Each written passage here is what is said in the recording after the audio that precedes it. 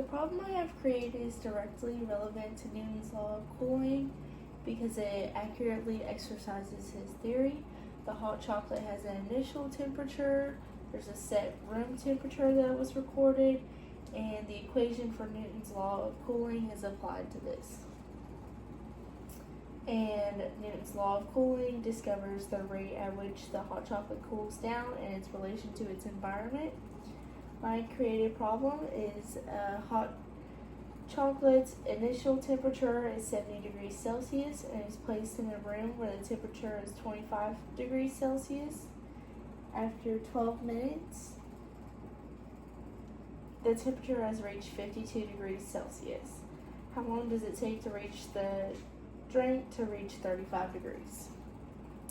I will apply Newton's law of cooling to the equation to find the cooling K. And this is like the cooling constant, and I represented it using K. In earlier sections, the relationship between exponential decay and Newton's law of cooling was explored, and the problem I created exercises this idea. Part D, this is relevance of problem. Discussing about forensics team showing up at a crime scene for a possible murder, and relates to the topic of cooling. It's a real world scenario in forensics.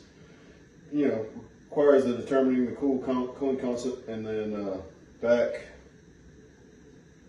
backdating the exponential decay curve to find the starting temperature. The problem I have created is relevant to Newton's law of cooling and relates to food safety measures. A freshly baked pan of lasagna is taken out of the oven, measuring at 356 degrees Fahrenheit, and is placed on the counter to cool off. The room temperature is set at a constant temperature of 72 degrees Fahrenheit, and after 15 minutes sitting on the counter, the temperature of the lasagna has dropped drastically to 266 degrees Fahrenheit, with 140 degrees Fahrenheit being the safest serving temperature for hot food. How long can we predict it will take for the lasagna to reach that temperature?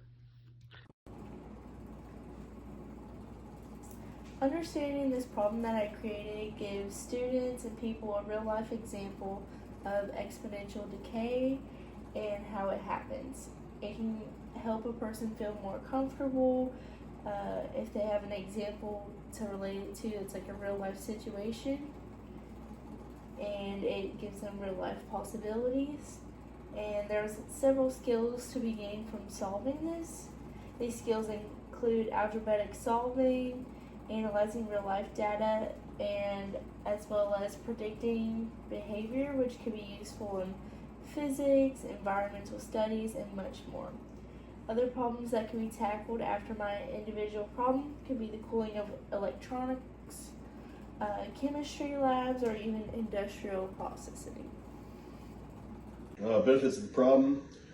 Solving this problem allows someone to understand how continuous thermal equilibrium processes are modeled mathematically. It requires gaining skills in modeling, algebra, unit analysis, and after solving this, one could tackle complex problems in industrial cooling and climate studies. Newton's law of cooling is used in many everyday activities such as cooking. Understanding the law and the problem I've created helps individuals recognize the importance of temperature changes. The temperature changes can impact the individual's safety, time management, and material properties. Skills that are obtained while solving my problem include developing skills to take a real-world problem and turning it mathematical, predictive thinking, and time management, giving yourself enough time to complete your food or dish. Other problems that could be tackled after this one include forensics, time of death situations, environmental science, and medical applications. I first created my problem by imagining a situation that I've experienced and many others could experience, especially around the holiday season. And drinking hot chocolate at home is something a lot of people have experienced, so I figured it was very relatable. Next, I chose a realistic time frame and temperatures, ensuring that I also use Celsius for this project. And my project is not too simple because it has valuable aspects. It requires the setting up and the use of exponential models, This problem requires the use of algebra, natural logs, and isolating variables. It also requires interpretation of data that is given, but it's also not too difficult in several aspects. The numbers I chose are realistic and they're very easy to work with. And I also chose to keep it one unknown number at a time, and this made the algebra part more manageable. And the created problem is clear and it can be solved with basic physics knowledge. And when I created a new problem, it required me to avoid many things, as making it too simple but not too complex, but also making sure that the scenario applied to Newton's law clearly. And I also had to make sure that I avoided any situations or numbers that other group members could have used. And I just had to ensure that the problem could combine original thoughts while making sure it has the appropriate amount of difficulty to solve it. It was combined finding the time of death with the mathematical requirement of finding constant before solving for the final variable. Requires 2 data points to solve for the unknown constant, and it avoids introducing complicated factors like radiative heat transfer or changing ambient temperatures. I created this problem using a realistic situation that many people, including me, could relate to. I added the essential things to this problem to be able to come up with a solution. These things include the initial temperature of the object, the room temperature, and a temperature measured at a specific time.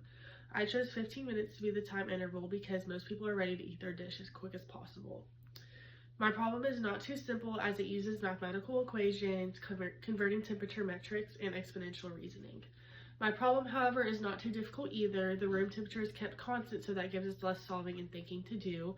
There's only one measurement point used to find the cooking constant, and most people are familiar with the cooling of food, especially when they cook a specific dish a lot. Difficulties of writing this problem include giving realistic temperatures, keeping the temperature the same throughout the experiment allows for less confusion. I contemplated adding the temperature of the countertop, but that makes for mistakes to be made. The problem that I chose from the internet is water is heated to 70 degrees Celsius and is allowed to cool for 5 minutes. What would be its temperature if K equals 0.051? And the surrounding temperature is 25 degrees Celsius. My created problem is much different than this one because it requires the solver to compute K instead of using a given value. It has multiple steps instead of just one calculation of the temperature. It also uses numbers that are chosen by me instead of computer generated numbers. And the things I added are not on the internet include solving for K, predicting temperature after a difference of time frame, and a realistic cooling scenario using values that I chose, and solving for the exact time when the object reaches a temperature. My problem goes above and beyond in several aspects. It requires a model construction, which involves 3 types of tasks. It uses customized data as well as mirroring a real-life situation. Textbook problems are often giving the cooling constant or time.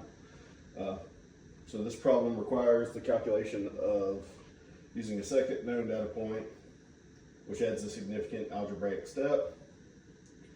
The structure is unique because the initial time is unknown, and added the requirement to calculate the time difference before the first measurement, making the final answer a time of day, not just a duration. Common problems given in textbooks and on the internet relate to a single drop in temperature with no meaningful real-world context. My scenario is much more complex and connected to the real world with food safety and practical decision making. I gave realistic temperatures that people can relate to worldwide. Most problems in textbooks use Celsius, however, I converted all of my units to Fahrenheit to make it more realistic for individuals to understand and interpret. My problem goes over the top with academics and real-world relativeness. It uses mathematical modeling, exponential reasoning, food safety connections, and interpretation. This is my created data, and I entered all the data points, and it explores the time, the temperature, and the significance. So this was the initial time, and it says the initial time after heating. And right here, after 5 minutes, it shows the fastest part of the cooling. After 10 minutes, it shows that the cooling slows down as it nears room temperature. This is the 12-minute, and it's at 52 degrees. And this is the data point that I used for K, which is our cooling constant. And 20, it shows the exponential slowdown. And finally, at 30 minutes, the temperature nears room temperature.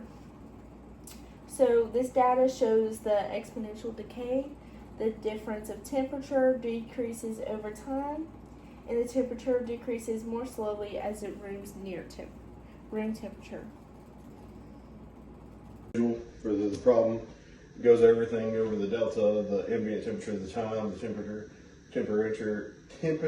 differential, significance, time of death, initial condition, first measurement, second measurement, ambient temperature.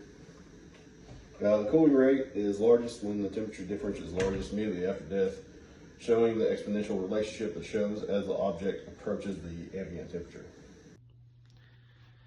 This is a table I created for my problem, and you can see on this curve example that my problem has an exponential relationship because the curve starts off steep and begins to flatten out more as time passes.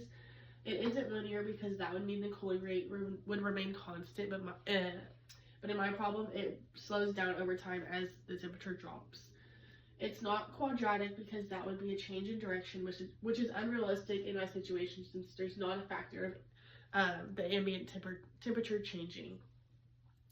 And it is not inverse because the temperature would drop too fast. Reasonable formulas that would help in my created problem are as listed.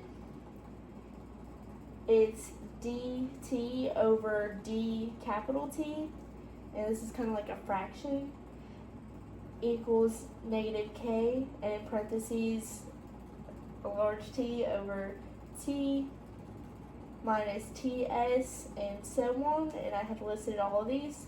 And reasonable variables include the capital T and the lowercase t is temperature at the time T. T0 is the initial temperature at T equals 0. K is our cooling constant, and a lowercase t is the time elapsed at T equals 0. The constants in my equation include T0 equals 70 and 70 degrees Celsius, and T8 is the 25 degrees Celsius, and reasonable units solved in solution process includes our temperature, which is Celsius, and it's consistent throughout the entire thing. Our time, which is in minutes, and our cooling constant, which is once again represented by the letter K. Problem, you got primary formula, your differential equation, your variables, temperature of the body at time, constant ambient temperature, initial temperature of the body, elapsed time, constants, Euler's number, cooling constant, and initial temperature difference. My problem could use several different formulas, including these 4 problems.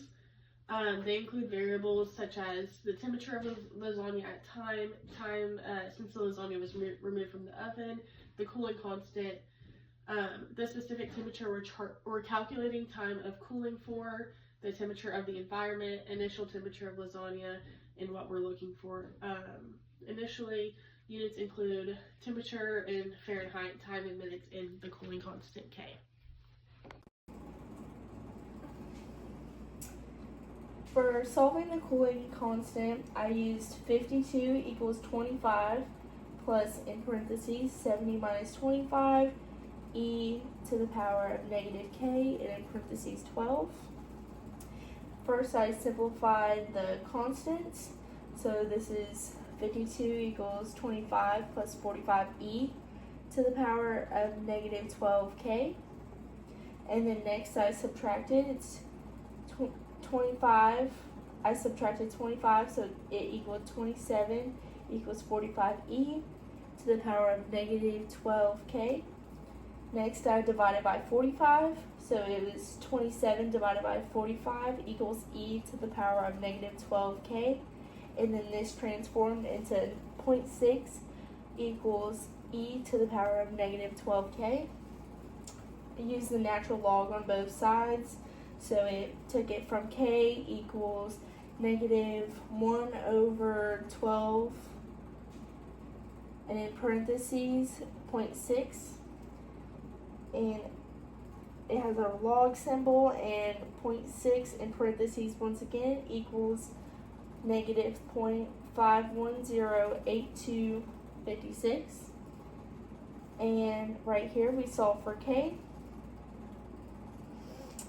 And then once the time reaches 35 degrees Celsius, well, this is how we solve it here. So it would be 35 equals 25 plus 45e to the power of negative kt. And then next I'm going to divide. So I had 10 over 45 equals e to the power of negative kt.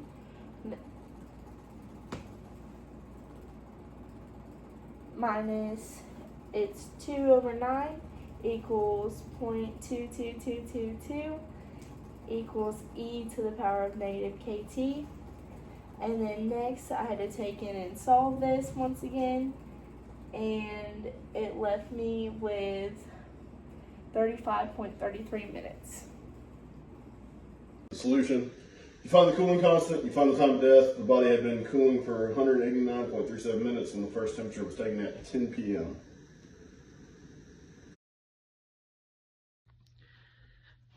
Okay, to find the solution for my problem, we use these details. Fresh lasagna comes out of the oven at 356 degrees Fahrenheit, which is the initial temperature. We have the kitchen or the air temperature set as 72 degrees Fahrenheit. After 15 minutes, the lasagna has cooled to 266 degrees Fahrenheit, and we can use this to solve, and we can see after solving that it takes the lasagna approximately 56 minutes to reach 140 degrees Fahrenheit. Explored our cooling constant, and then this side explored the time to reach 35 degrees Celsius.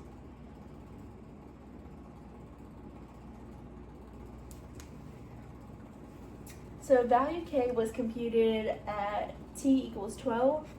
If I plugged in the values, I got t in parentheses 12 equals 52 degrees Celsius, which ensures that this is valid. And some reasonable answers include if k is 10% smaller, so it would be t in parentheses 30 would equal 39.3 degrees Celsius, and if k was 10% larger, it'd be t in parentheses 30 would be 36.1 degrees Celsius. And if the time frame, which is 35 minutes, varies its range, it would be 32.1 to 39.3 minutes. And this is just following the same theory. If it's 10% larger or 10% smaller, that's where I got the 32.1 as well as the 39.3. And my unit checking includes the temperature being in Celsius and ensuring that it stays throughout that in the problem. The time would be in minutes, and the cooling constant is a minute to the power of -1.